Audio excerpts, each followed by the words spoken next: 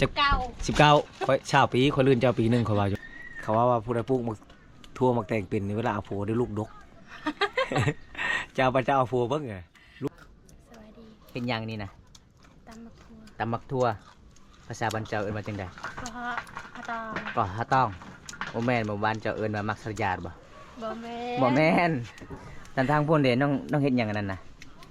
ใช่ อยู่หม้อน่ะจะต้มหยัง หนอไม้ แกงหน่อไม้บ่าวเลยบ่อายมามื้อนี้ เลย เนี่ย ย่าง ก็เราชื่อ ไป ย่างแปะๆนะ บ่แม่นจะเป็นแฟนกับเบาแก้วบ่ บ่แม่ บ่แม่นรอด เบา บ่ กินนี่แล้วจะคนแล้ว นี่ เจ้าลายใจลิผู้นึงถามว่าหนึ่ง ผ่านบ่ผู้เบาผู้เบาสำนีบ่สำเบาแก้วผ่านบ่ ทาน ผ่านเนาะรอบ่ รอ โอ้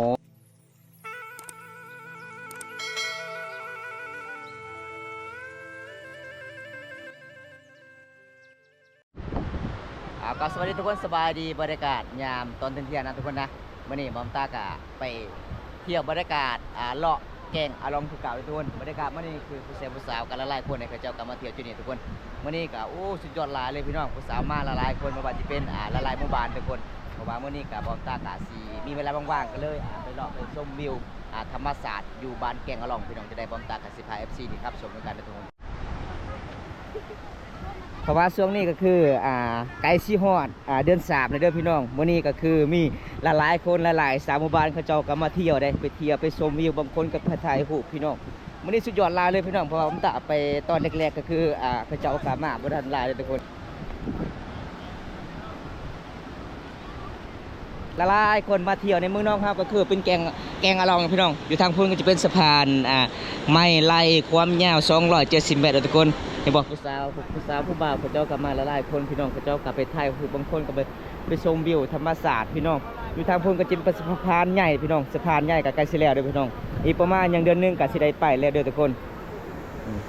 ม่วนหลายเลยทุกคน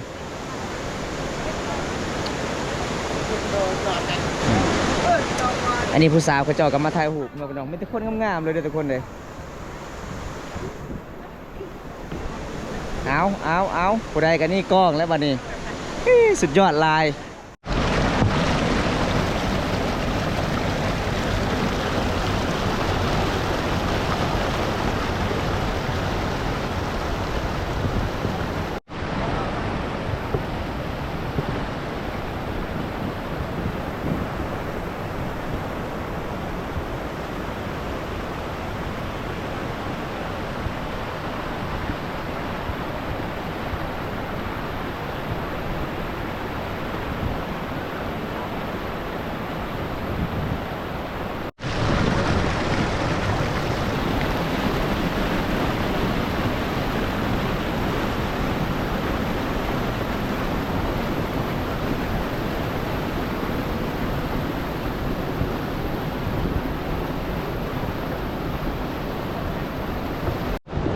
วันนี้คนหลายเลยพี่น้องคนหลายเลยสบานมาทุกคน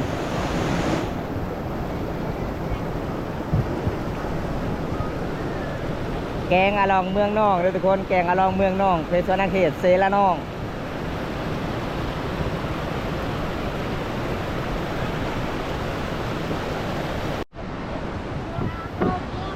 จุดนี้เป็นจุดที่กระเจ้าเล่นเนี่ยทุกคนเห็นปะบางคนก็เล่นน้ำบางคนก็ต้นน้ำโอ้เป็นตะม่วนหลายเลยทุกคนสะพานใหญ่อยู่ทางลมพี่น้องอยู่ทางพุ่นก็จะเป็นกงบางไฮที่ได้ฮอบชมวิวบอลเขาเจ้ากินเหล้ากินเบียร์ทางพุ่นนะพี่น้องอันนี้คือผู้สาวมาแต่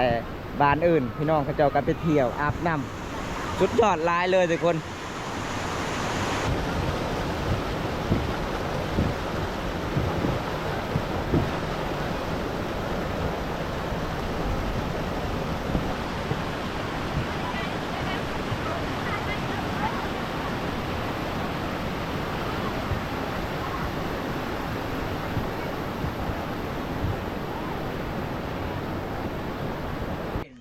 โอ้เขาอยู่เบื้องนี้แต่โดนแจ้งอะไรนี่นะงามมาเลย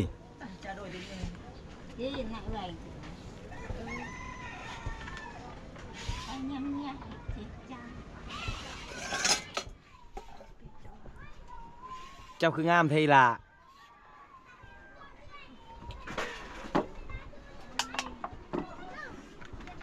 เจ้าสิเฮ็ดอย่างเฮ็ดเราได้ค่อยเบิ่งเก้าคืออาย ปากกระแดงคืองามมากวันนี้งามกว่ามือก่อนได้หูว่าผู้บ่าวชิมาเลยแต่งตัวท่ามักบ่ไอ้ มาก มักบ่ มาก ใครในไอ้ให้กินเลยนี่นะขันบ่มักไอ้เอาขึ้นได้ตัวอันครัวมีนี่ได้ ใช้ไม่ปิ้งก็มีเลยปิ้งลูกปลานะ จะยอมเมืองประจา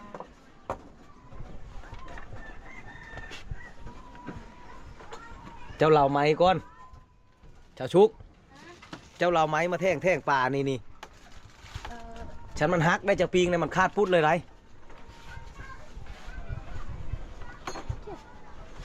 คนจวด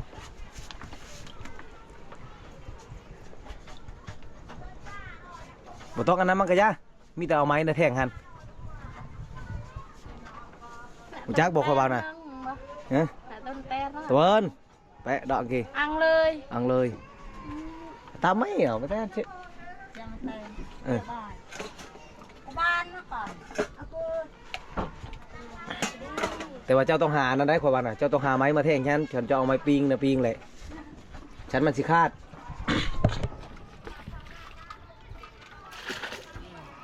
ลูกสาวก็เช็ดกินแม่ก็เช็ดกินเอ้าสองคนช่วยกันเด้อทุกคนเด้อ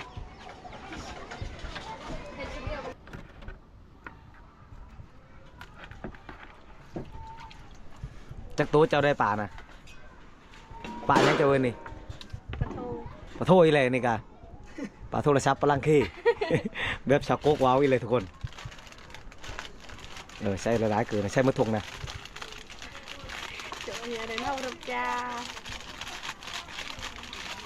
ใช่อีกใช่รถใช่เมื่อน่ะ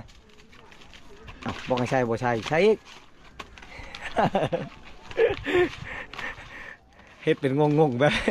แบบชาวโทอีเลยนี่กะใช่เกลือแล้วใช่เป็นนวดน้ำบ่ไม่ใช่ใช่ไหมนะค่อยบอกให้เจ้าเอาไม้แทงแต่มันฮักได้ป่านะมันบ่ชุกมันคาดได้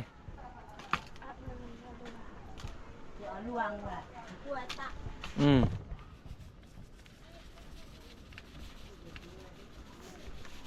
เงียบน้ำแป้ง ใช่เมื่อน่ะ ใช่เมื่อน่ะ มีโรคเงียบ เอ้าไปทางไหนก็มีแต่บอกให้ใช่มดรอดได้บาดนี่ได้ มาโต๊ะไปเจาะหมดนี่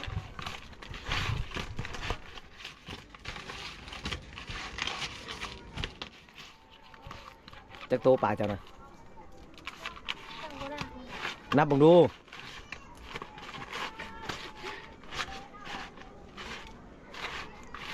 กินละมวย มีจิลมวย เออ มีจิลมวยหรือ6 โต มีจิลมวยภาษาเจ้าแล้วภาษาลาวว่าอะไร สาลาว11 11เรานับบ่ฮอด11 1 2 3 4 6ตกเชิญชาวชุกให้ชาวชุกฮักคอยอันนี้คือคาถา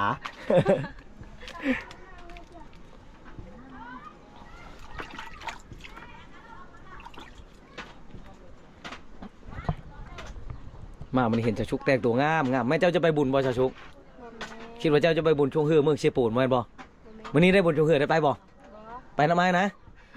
ไปน้ำไม้อีลาไอ้บ่มีผู้ชายไปนำไปเนาะ ไปก็ไป ไอ้หลีบ่ยิ้มมาใช่พี่ขันไปเลยจริงจังได้นี่ได้ไปบ่สองคนเท่าไร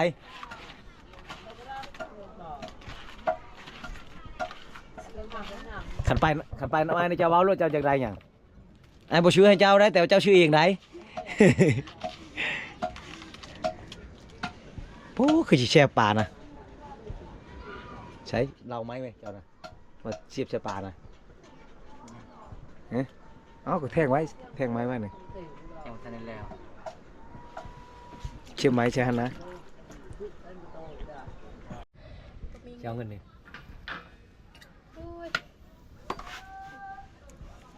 เรา เจ้าเช็ดยังบ้านี่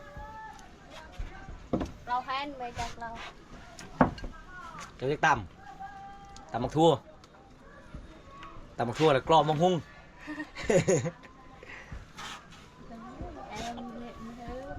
em thắcลูกเราคน จังนุ่ยเจ้าสิใช้มักเพชร ใส่ได้ไร เจ้าใช้มักเพชรจังนุ่ยค่อยฮู้รสเจ้ามักผู้บ่าวรุ่นใด กันจะใช้วัน50หน่วยแสดงว่าผู้บ่าวรุ่นนั้นแหละจะมักผู้บ่าวแกมักบ่ใช่ไหม มัก จะฮู้บ่อายุอายจักปี บ่ฮู้ ลื่นเจ้าปีหนึงอีละเฮาน่ะอายุเฮาน่ะเจ้าจักปี เก้า 19ข่อย20ปีข่อยลื่นเจ้าปีหนึงข่อยว่าอยู่ จ้าเลย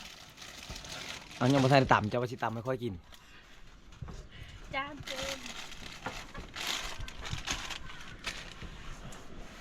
เออ แล้วมันยัง หา ใช่ตาอะไรบองเพชรน่ะ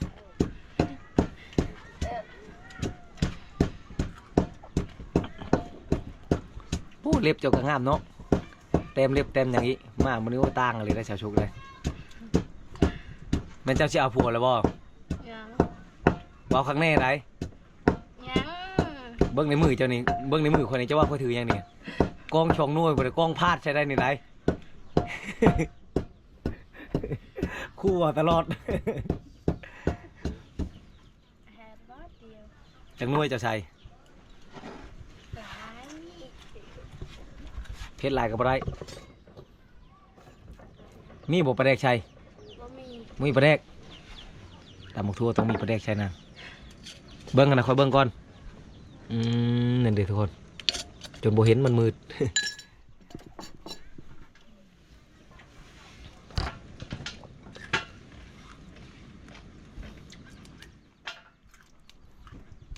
โอ้เสียงยำมักทั่วเนาะ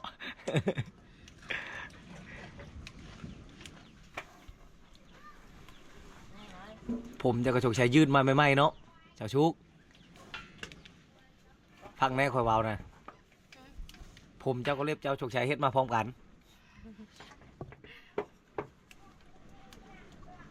จะไปยืดผมอยู่ใช้ สิโบน ใช่ปูนโอ้ไพ่ผ้าไปนะไปผู้เดียว กับหมู ไปกับหมูโอ้คือบอกอันนี้อาจจะไปน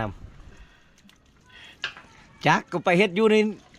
อันนี้เมืองนอกนี่เว้าเชปูน ก็เห็นว่าเชปูนน่ะ บ่เคยเห็น อันนี้ตัวเป็นอันนี้เจ้านี่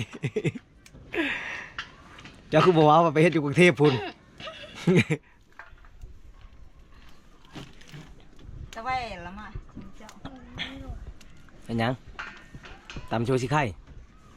เอาตำมาทั่วโชว์ชิไข่บ่บ่ใช่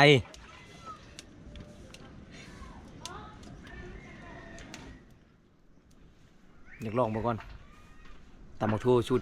สีมือชาวชุกลอยจันนะไม่ชาวชุกได้ชาวจันทร์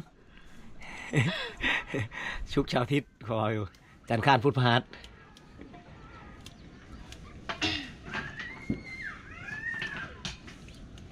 มาทั่วนี่เจ้าปลูกเองบ่ ปลูกเอง เป็นจะปลูกหมกทั่วเนาะคอยทางให้ปีหน้าไปปลูกกันคอยได้เด้อเขาว่าผู้ใดปลูกหมกทั่วหมกแตงเป็นนี่เวลาเอาผัวได้ลูกดก เจ้าพระเจ้าเอาผัวเบิ่งไงลูกดก กันนั้นแหละผู้เฒ่าพะเว้าน้อยแม่เนาะปลูกหมกทั่วหมกแตงเป็นนี่เวลาเอาผัวได้ลูกดก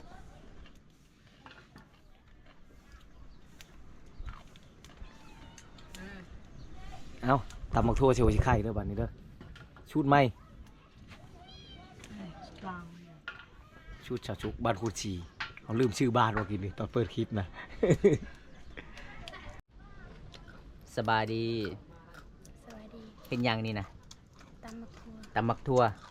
ภาษาบ้านเจ้าเอิ้นว่าจังได๋ ก็ฮะอาตอม ก็ฮะต้องบ่แม่นบ่บ้านเจ้าเอิ้นว่ามักสยาดบ่ บ่แม่ บ่แม่นทางพุ่นเด้น้องเฮ็ดหยังอันนั้นน่ะ ใช่ อยู่หม้อน่ะจะต้มหยัง หนอไม้ แกงหน่อไม้โอ้ทุกคนมื้อนี้มาเยี่ยมยามเช้าสุขคือเก่าเด้อทุกคนกับทีมงานเฮา2คนโดนแล้วบ่ได้ไปหาน้องทุกคนเฮาก็เดินทางตะโอยละลายหมู่บ้านทุกคนเลยมื้อนี้ก็ไปเยี่ยมไปยามน้องมามื้อนี้น้องงามนี่เนาะ มีผู้บ่าวเลยบ่ไอ้มามื้อนี้ เนี่ย ยัง แปะก็ชื่อ ไป ยังแปะๆนะ แม่นจะเป็นแฟนกับเบ้าแก้วบ่ บ่แม่ บ่แม่นลอย เบา บ่ กินนี่อื้อแล้วจะอื้อคนแล้ว นี่ เจ้าลายใจลิผู้หนึงถามว่าหน่อยหนึง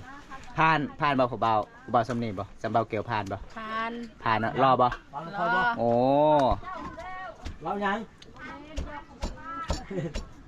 เอามากินลองเบิ้งฝีมือสาวสุกด้วยทุกคนดุนเลยบ่ได้ไปหาน้อง อันนี้ก็คือน้องกับสิเกงหน้องไม้บางคนก็เว้าว่าบาวตากับสาวสุกเป็นแฟนกันบ่แม่นเนาะ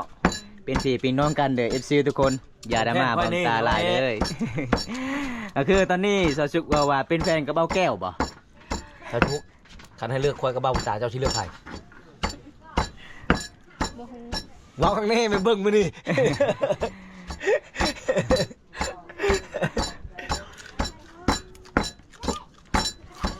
เจ้าใส่ยังได้เจ้าตำบักถั่วมื้อนี้ โจตะแววโจ โจะตาแวลไปว่ายังตาแวลนะตาแวลคือเกี่ยวข้าวบ่ เอาพี่น้องเลยน้องสิเก่งน้องไม้โอ้เฮือนน้องมาเมื่อนี้มีน้ำไม้เลยทุกคนน้ำไม้ก็แซ่บเก่งน้ำไม้ใส่ผักขะแยงเบิดคำสีเว้าพี่น้องอาหารอร่อยมาก เรามีมนต์ดำอย่างใดอย่างหนึ่งพอเห็นในวิดีโอนึงก็เห็นมีอย่างเจ้าเป้ายังใช่เบาปุตา เบาปุตาเป็นหยังตอนน่ะมันยังถือแข่งเบาปุตาเขาเห็นเจ้าเป้า แรลวง โอ้ถึกไหมเจ้าเลยเป้าให้โอ้เจ้าชุกนี่เก่งใช่มีมนต์ดำอย่างใดอย่างหนึ่งแหละเป้าใช่ค่อยได้กว่าจะมีวัชนีนะใช่เอาค่อยได้ละ บ่มี ขอยอยักมากเจ้านี่นะเดี๋ยวนี้นะขอยอยังให้เจ้าใช่เอาค่อยใช่แน่ว้าวน้องก็บ่ว้าวเร็วเนี่ยเบิ่งกล้องก็บ่เบิ่งอีกเป็นตากล้องให้ได้บ่เป็นตาสิโดดก้อนนี่ อย่ากลองแล้วนี่มันกลางได้ กอดได้บ่ชาวชุก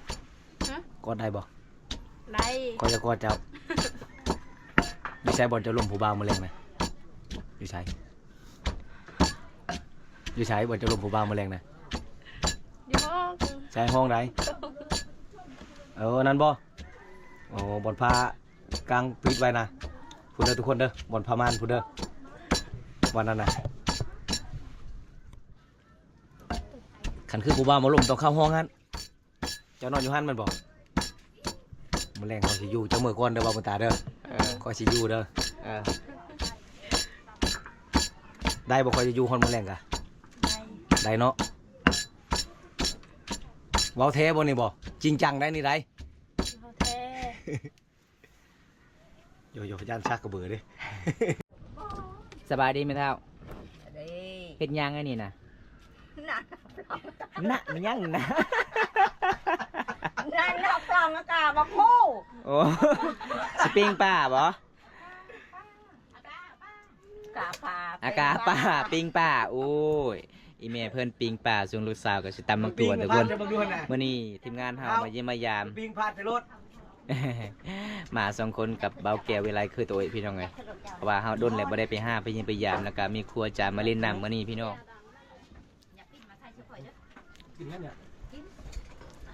โอ้ได้ปลาทะเลเนาะ อยู่สิแล้วน้องก็คือได้ปลาทะเลเด้อทุกคน ซ่อนอยู่นี่ปะเจ้าบ้านทำทางเลิก เอาอีเมเพิ่นปิงปลาทุกคน ตู้ จริงเนาะจะตำทั่วมื้อนี้เนาะ ขอทางสบาย น่าสิแซ่บหลายเด้จะใส่หยังแหน่ใส่ขิงบ่อ๋อเอาสูตรแบบบ้านๆเด้อทุกคนนี่น่าสิแซ่บหลายเลยพี่น้องสาวสุกหมู่บ้านคุณทรีบ่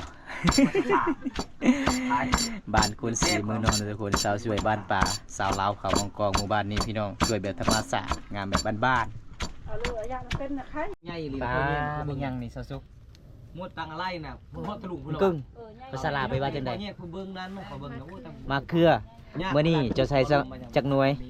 ไอ้ชุกข่อยกับคุณได้ทำ สองหน่วย ตะลิง โอ้แสดงว่าอ้ายก็มี2หน่วยเด้น้องอย่าเอาบ่ ไล่อยู่เบิ่งช้าเบิ่งเขาเบิ่งนั้น เอาทุกคนเลยน้องว่าใส่มะเขือ2หน่วยปนเขาใส่พี่น้องมันสิแซ่บมันสินัวเด้อทุกคนนี่น่าสิอร่อยเลยพี่น้องแล้วบ่ แล้ว อ๋อเอาตอนนี้แล้วเลยเด้อทุกคนโอ้ยแอมลึทุกคนแอมก็คือแสบหลายเด้อภาษาบางกอกเอิ้นว่าแอมลึอ้อยแอมทังบ่ แอมทังเอาเพิ่นก็สิย่อให้กินแล้วทุกคน คำว่า อีหยังน้องใส่หยังนี่นะโจมตื้อบ่ได้ใส่ใจนำบ่ อยู่บ่ได้แล้ว เอาเพิ่นหลังจากเพิ่นตำมักถั่วแล้วเพิ่นก็สิเก่งหน่อไม้ต่อเลยทุกคน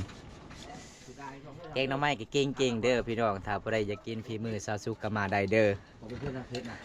ตั้งเพชรไหมเอาเพชรไหมโผล่ไหม ทอกไปเลยบ่โอ้คักบ่ได้ใส่ปลาแดกบ่น้องผักขะแยงก็บ่มีบ่อ๋อหมู่บ้านน้องนี่ส่วนหลายเขาเจ้าบ่ได้เฮ็ดนาเนาะเฮ็ดแต่หายอย่างเดียวก็เลยบ่มีผักขะแยงถ้าอยากได้ผักขะแยงก็คือเขาเมืองนองเลยเด้อ ผักอีหยังอันนี้นะ โอ้ยยังหึง ฮะผักอีหยังภาษาบ้านเจ้าเอิ้นซาวซุก บ้านตัวนะ บัดสัตยาร์ผักจีบ่ ก็จี ผักจีเอาใส่เบิดเลยเป็นนัวเด้อให้มันนัวใส่ผักจีไปพร้อม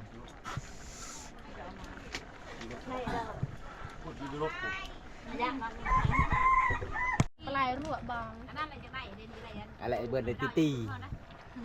แกเอ้ย ไอ้อดแกมันจะตา แม่ แล้วกลัวชูมือนี่คือ พี่น้องเลยคือตีไปบานยาวๆดูทุกคนเอาเพิ่นก็สิแกงหน่อไม้ปิ้งนัวใส่หรือบ่ก็คือน้องแกงหน่อไม้มื้อนี้ใส่เตเกลือกับปิ้งนัวเลยบ่น้องแล้วก็ผักจีเนาะผักชีบ่แม่นผักจีใส่เบิดเลยถอกหมดเลยปิ้งนัวน่ะ ใส่ลายเสียบลายเด้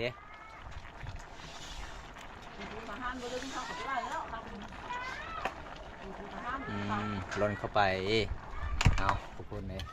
มาเมื่อนี้ก็ได้กินเก่งน้องใหม่เดียวพี่น้อง เขาหมอซีมเจอกันแน่หวะให้ไปซีมลาย ชิมแล้วเบิ้ง ตาจางลง เป็นยังไง แต่จะอยากเป็นใจ ระวังได้แขวจะรุ่นนี่แก้วเห็น สัญญาณไปแก้วบริญาณแก้วก็ยันนายพุ่นเห็ด ตัวก็จะเปียกก็ได้ ชิมน้องเบิ้งน้องอร่อยบ่ภาษาบ้านเจ้าเอิ้นว่าแซ่บนี่ไปว่าจังใดน้องเอ็มลึก็คือแซ่บเนาะเอาเพิ่นก็สิซิมลองเบิ่งทุกคนบ่มีปลาแดกบ่มีผักขะแยงโดยทุกคนแกงหน่อไม้ก็คือใส่เตเกลือกับเป็นนัวกินไปเลยมื้อนั้นไอ้มายามน้องเอาเกลือมากินทุกคนเพราะว่าเพื่อนน้องตอนนั้นก็คือเป็นนัวกับบ่มีมักเผ็ดกับบ่มีแต่เกลือน้องก็เลยจำเกลือมากิน คนอยากเขาคิดเฮ้ยจีบมึงอ่ะ แก เฮ้ยอันกี้กินมือ เดี๋ยวไปช่วยกี่เลย ฮะ เอาจีบ มา ตะไบยังจิ้มบ่ จิ้มได้ป่ะ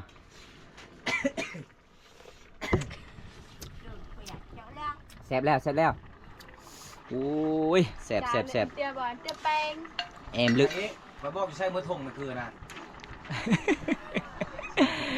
เอาจะสิฟังผู้ใดจับเลยบ่มอนี่บ่ฮะ แล้วก็เตาเลยปะเตง เอาตอนนี้ก็เสร็จแล้วเลยทุกคนเลย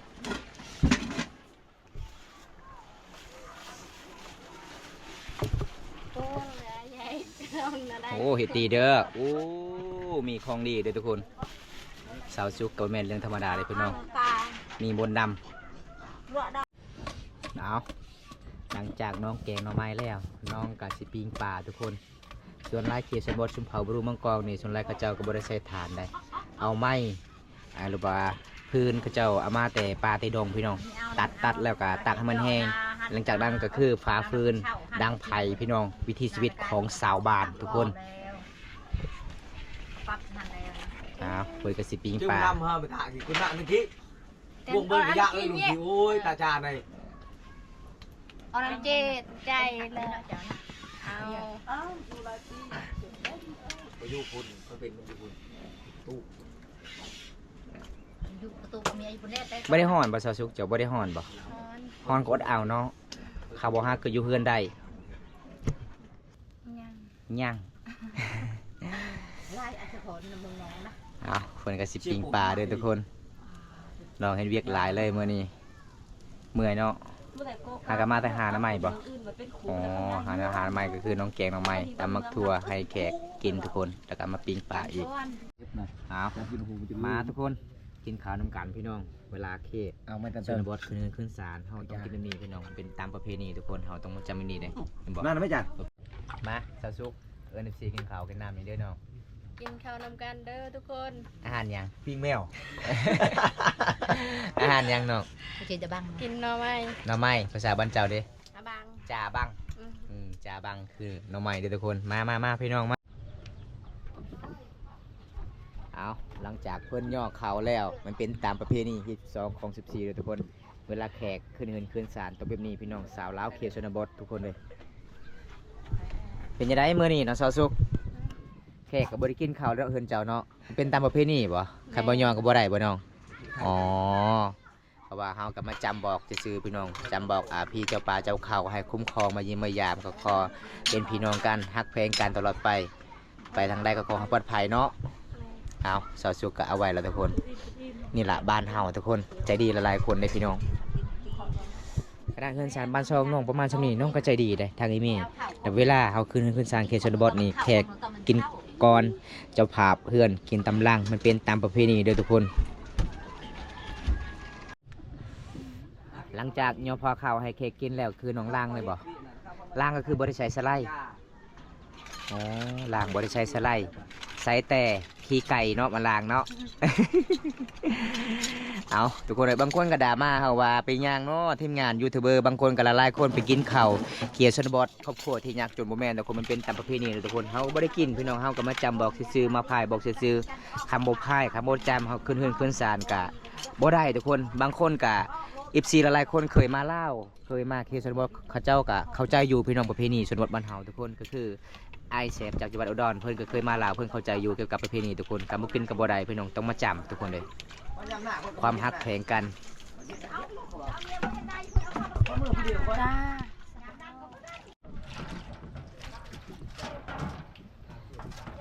เบิ้งนี่ทุกคนเคียร์ชนบทนี่ส่วนร้ายเขาเจ้าโอ้ตักน้ำเห็นปะเวลาล้างคือล้างจานเขาเจ้าต้องใส่เสือกได้จับแบบนี้ก็สบาย คักเนาะจะซื้อมาเท่าใดเนาะเก็บเอาบ่โอ้เก็บเอาเดี๋ยวทุกคนเวลาเขาเจ้าทิมน้องมาเก็บเอาเลยก็เลยมาเฮ็ดโอ้ตักน้ำเนาะประมาณสำนีเดี๋ยวทุกคนให้เพิ่นล้างได้แล้วเลยเดี๋ยวทุกคน